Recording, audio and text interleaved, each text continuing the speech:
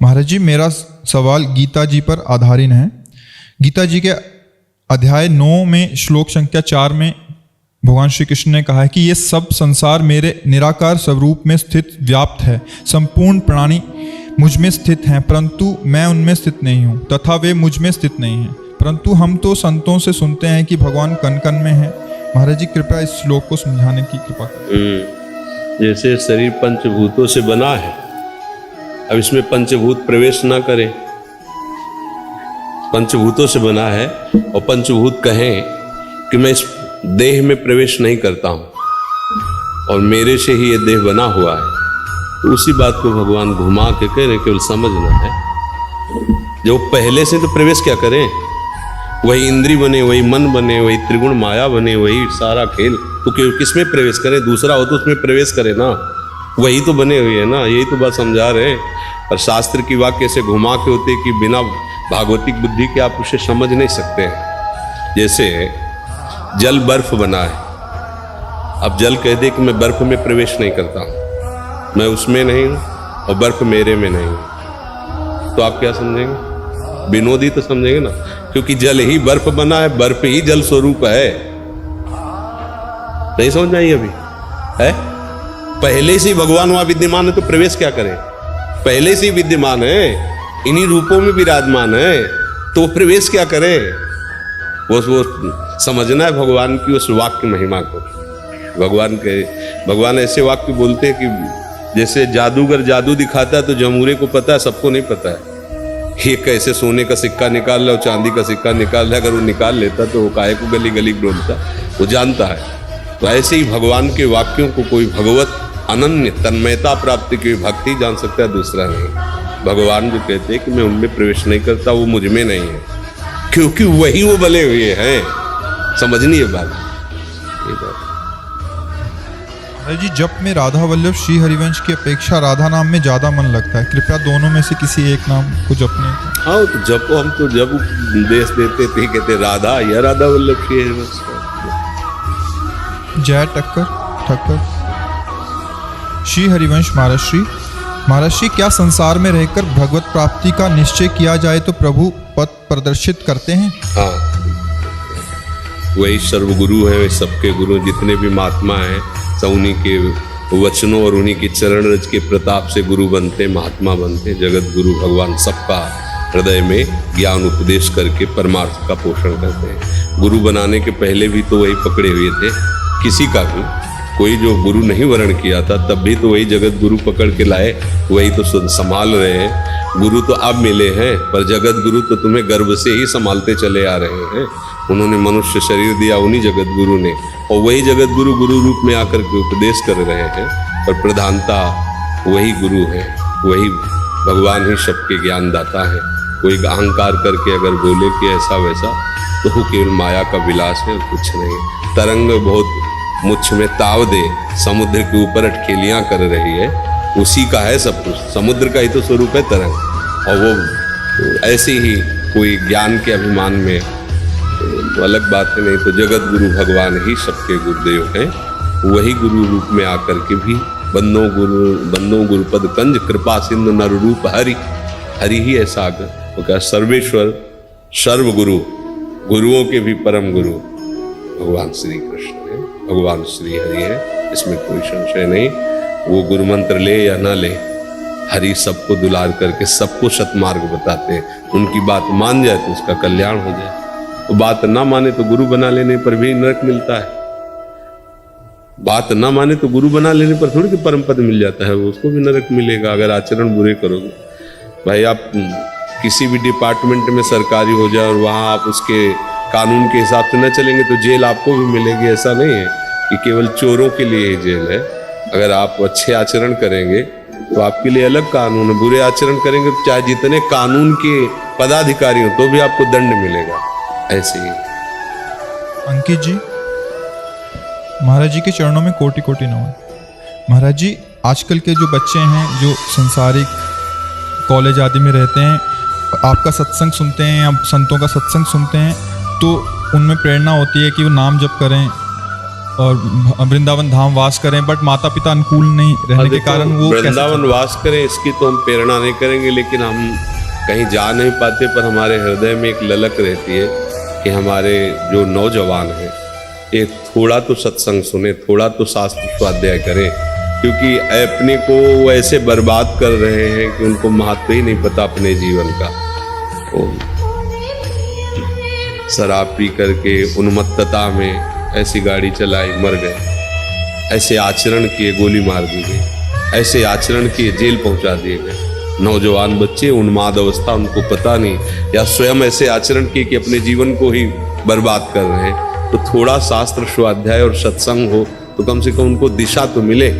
जंगली जानवर जैसी वृत्ति हो गई, जंगली जानवर को केवल उदर पोषण, मैथुन, नींद, बस इतना ही सुहाई देता है। अपने मनोनुकूल भोग मिले, सोने आराम को मिले, चाहे दूसरा किसी स्थिति में पता नहीं, सामने वाले को क्या कष्ट हो रहा है पता नहीं, केवल अपनी वासना की पूर्ति अपना। तो ऐसे लोग न माता पिता का आदर करते हैं, न गुरुजनों का आदर करते हैं, न शास्त्र का। तो मनमानी आचरण करने के कारण अमूल्य जीवन को ऐसे व्यर्थ में नष्ट कर देते हैं, व्यर्थ में नष्ट कर देते हैं, बिल्कुल व्यर्थ में नष्ट कर देते हैं। ये जितनी भी गंदी बातें हैं, मदिरा पान करना, मांस खाना, जुआ खेलना, व्यभिचार करना, ये सब महापाप है। बुद्धि को भ्रष्ट कराकर ऐसे जीव को नष्ट होगा, ये समझ में नहीं आता। मनुष्य शरीर बड़ा अमूल्य है बच्चा, ये बार बार नहीं मिलता है। मान लो 84 लाख योनियों में एक बार कृपा करके मिल गया। अब जैसे आपने अच्छे आचरण किए तो आपको हो सकता है अगला जन्म मनुष्य जन्म मिल जाए, जो चूक हुई उसको सुधारने, लेकिन आप ऐसे मिटिया मिट कर दिए। 1000 रुपया दिए गए, एक के पूरे 1000 बर्बाद कर दिए, तो अगली बार पिता तुम्हें 1 रुपया भी नहीं देगा।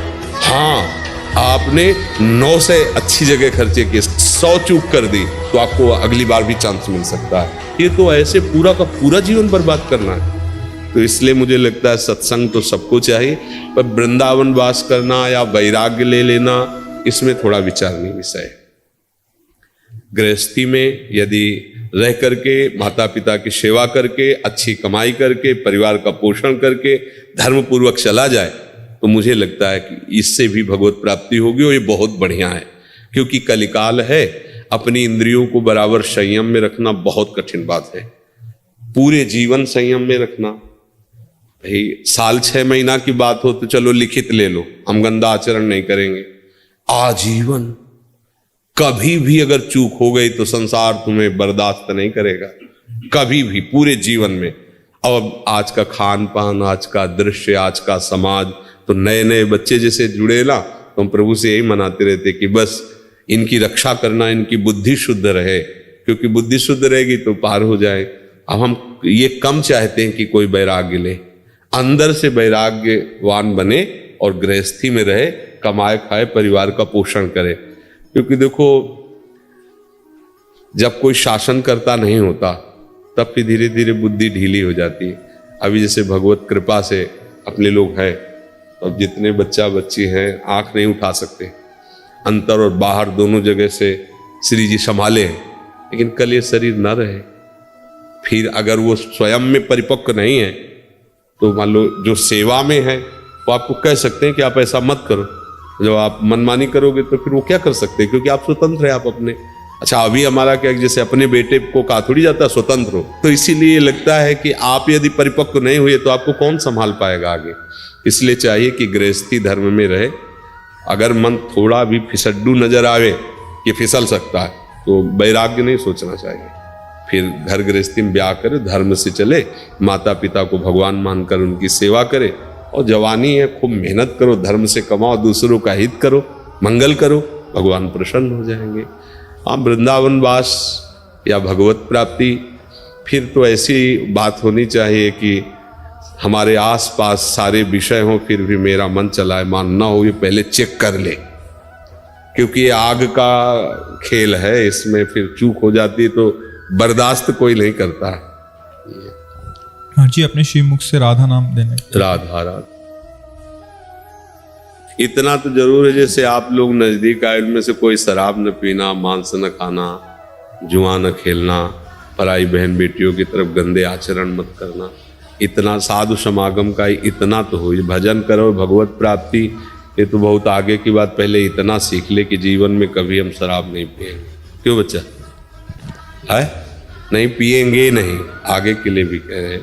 क्योंकि नए बच्चे हो ना, जैसे नए नए बच्चे कि यार क्या बाबा जियों के चक्कर में फंस गए तुम। मुझे लगता है माता पिता को भी चाहिए कि कहीं ना कहीं अपने भक्तों के संग से बच्चों में संस्कार डालने चाहिए। तो अब आज का समय ऐसा है कि टेलीविजन और ऐसे चरित्र दिखाए जाते हैं कि महात्माओं पर श्रद्धा ही नहीं रह गई। कुछ मतलब गंदे लोग इस वेश का दुरुपयोग करते हैं कि भाई देखा पूज रहा है मनमानी आचरण, तो इसको ऐसे डाल लिया। ना कोई गुरु परंपरा है, ना कोई वैष्णव संप्रदाय है, ना कोई भजन पद्धति, बस डाल लिया मांगना, ये दुनिया की दलित दुराई करना। अब लोग बोलते क्या है? बोले साधु संत, ऐसे बोल देते हैं। अब तो भेष है तो सब संत साधु ऐसे बोल देते। प्राण त्याग सकते लेकिन कुमार्गगामी नहीं हो सकते। प्राण त्याग सकते हैं लेकिन किसी का मंगल साधु ते होए न कार्य जाए, ऐसे थोड़ी है। भगवान के मार्ग के पथिक कैसे थोड़ी होते हैं। तो जरूर साधु संग से बुद्धि शुद्ध होती है और शुद्ध बुद्धि में ही जीवन मंगलमय होता है। ना कहीं साधु संग में श्रद्धा हो तो शास्त्र स्वाध्याय करे, गीता है, भागवत है, रामायण है, बड़े सरल सरल महापुरुषों ने ग्रंथों की रचना की, उनका स्वाध्याय, तो बुद्धि शुद्ध होती है उससे। ठीक है दिनेश जी, सतगुरुदेव भगवान के श्री चरणों में कोटि कोटि नमन। महाराज जी, ग्रस्त में रहते हुए प्यारी जू की स्मृति चिंतन कैसा बने निरंतर, उनकी निजता का कैसे अनुभव करें, निरंतर कृपा कैसे अनुभव में आए और कैसे उनके निज जन हो और ठसक बढ़े। देखो, जहाँ हमारी महत्व बुद्धि होती है वहाँ हमें चिंतन करना नहीं होता, स्वाभाविक होता है। प्रगट में देखो, हम देह का चिंतन करते नहीं पर कभी भूलते नहीं हैं। हमारे अंदर महत्व बैठ गया भोगों का, महत्व बैठ गया शरीर का, महत्व बैठ गया रिश्ते नातों का। अब हम श्री जी को अपना वाणी से कहते हैं पर अंदर से महत्व अन्य का है, इसीलिए निरंतर भजन नहीं होता। अगर केवल एक संबंध श्री जी से रह जाए, जैसे मीरा जी कहती ना, मेरे तो गिरधर गोपाल दूसरो न कोई, फिर ये प्रश्न नहीं रहेगा, फिर प्रश्न रहेगा, फिर तो मन बुद्धि चित्त अहम ये उन्हीं की ठसक में भर जाएंगे, उन्हीं का सतत चिंतन होता रहेगा। बस साधना इसी बात की है कि हमारा कोई प्रिय न रह जाए, हमारा कोई अपना न रह जाए, हमारा कहीं महत्व न रह जाए। बस इतने की साधना है। शेष आगे सब कृपा से आपको खुद अनुभव में आने लगेगा। ये अपने तरफ से करना होगा, क्योंकि हम ही ने संबंध माना है और इसे हमें ही छोड़ना होगा। अगर हम माने हुए संबंधों का राग बनाए रखें तो हमारा पतन हो जाएगा। तो कोई कहे गृहस्थी में कैसे त्यागे, भाई बाबा जी तो सब त्याग के बैठ गए, लेकिन गृहस्थी में राग त्यागने की बात कहते हैं। राग त्यागने का सहज उपाय है, हमारा जिससे जो संबंध है हमें उसके प्रति क्या कर्तव्य करना है, पर ये करते रहें। उसका हमारे प्रति क्या कर्तव्य है ये मांग ना करें तो राग का त्याग हो जाएगा। समझ पा रहे? ये हमारे माता है, हमारे पिता है, हमारी पत्नी, हमारा पुत्र है, ये हमारा इनके लिए क्या कर्तव्य है उसका आप पालन करो तो राग नष्ट हो जाएगा और प्रभु से अनुराग होने लगेगा। हम फंस कहाँ जाते हैं कि हम इनके पति हैं तो इसका हमारे प्रति क्या कर्तव्य है, हम इनके पुत्र हैं तो इनका हमारे प्रति क्या कर्तव्य है। हम अपने कर्तव्य को तो छुपाए हुए हैं, अपने कर्तव्य को तो देख नहीं रहे, उनका हमारे प्रति क्या कर्तव्य होना चाहिए, बस इसी में हम फंस जाते हैं। इसे कहते हैं राग, और जो राग का परिणाम होता है द्वेष, क्रोधावेश। तभी अपने पूज्य जनों पर वो हाथ उठा देता है, गाली देता है या घर में लड़ाई झगड़ा करता है। कारण उसका होता है वो सही समझ ना होने के कारण, नहीं तो घर में रहते हुए भी वो महात्मा है। अपने कर्तव्य को देख करके सबके प्रति अपना व्यवहार जो शास्त्र सम्मत है वैसा करे तो आप देखो राग नहीं रह जाएगा। ये युक्ति है। गृहस्थी में रहते हुए भी वो सबकी सेवा करते हुए भी वो राग रहित रहेगा। जैसे गोपीजन अपने घर में ही थे, कहीं किसी से कोई भी राग नहीं था और सबकी सेवा कर देते, गौ सेवा, पति सेवा, पुत्र सेवा, सबकी। जैसे एक उत्तम गृहिणी ऐसे दिनचर्या थी उनकी, पढ़ के देख लो, धान कूटना, लीपना पोतना सब कार्य वैसे ही थे, पर किसी से राग नहीं था, ना अपने शरीर से न किसी शरीर संबंधियों से। हर समय श्री कृष्ण अनुराग में मगन रहती है। महान रास में उनका प्रवेश हो गया, वो श्री कृष्ण की प्यारी बनी। बस यही हमारी भक्ति का स्वरूप होना चाहिए। हम अपने कर्तव्य से मन को न चुराएं। जो हमारा कर्तव्य हम उसे, वो हमारे प्रति कैसा बर्ताव करता है हमें नहीं देखना, वो हमें सहना है। हम अच्छा कर रहे हैं, वो हमारे साथ बुरा कर रहा है, तो हमारा कोई प्रारब्ध है, हम उसे सह रहे हैं, पर हम बुरा नहीं कर सकते। हम अच्छा ही करेंगे तो हम साधु बन जाएंगे, हमें ठाकुर जी श्री जी से अपनापन हो जाएगा, हमें उनकी याद आने लगेगी। और जहां हम अपनापन इधर किया और इनका मेरे प्रति ऐसा कर्तव्य होना चाहिए, बस सारा संसार इसी में असंतुष्ट है। आप देख लो, इसी में असंतुष्ट है। हमने इसको पढ़ाया लिखाया और ये हमारे साथ ऐसा बर्ताव, ये क्योंकि उनको भगवान का भरोसा नहीं, भगवान का आश्रय नहीं। उन्होंने तो आश्रय नाशवान शरीरों का लिया, जल रहे हैं, अशांत हैं।